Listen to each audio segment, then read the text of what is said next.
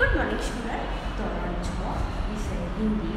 એની અંદર આપણે પાઠ 3 જે સમજદાર નન્ही હતી, બરાબર. બધા पर समझदार नन्ही हाँ नन्ही बतख थी, वो कितनी समझदार थी उसके बारे में हमने पढ़ा. तो आज हम बड़े प्रश्न के उत्तर लेंगे. छोटे प्रश्नों के उत्तर हो गए थे हमारे.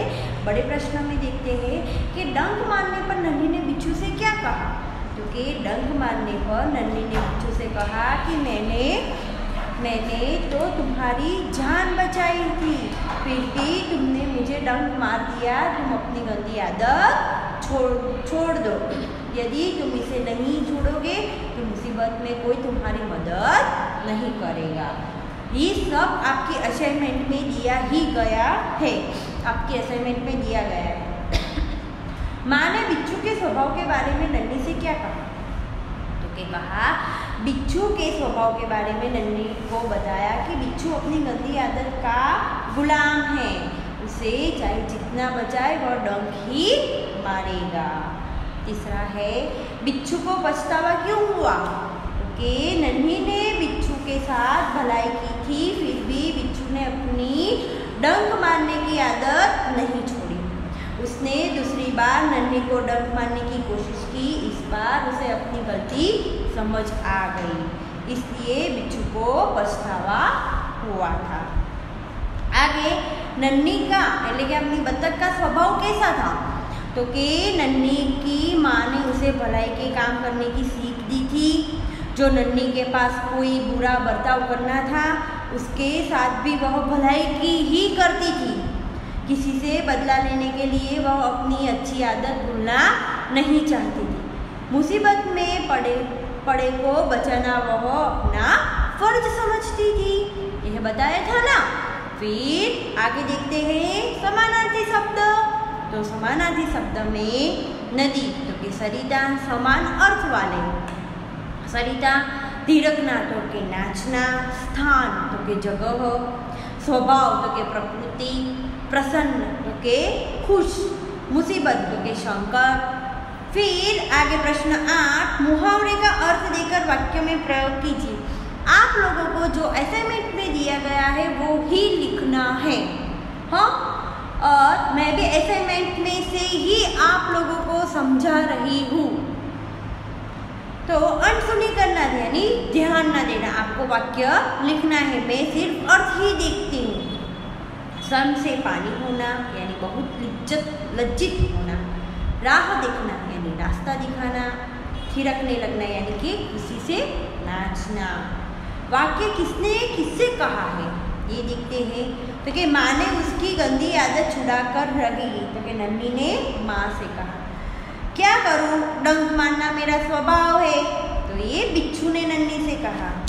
भलाई करना मेरा स्वभाव है. तो नन्ही ने बिच्छू से कहा. मैं वचन देता हूँ कि अब मैं निर्दोष का जान नहीं लूँगा. यानी बिच्छू ने नन्ही से कहा.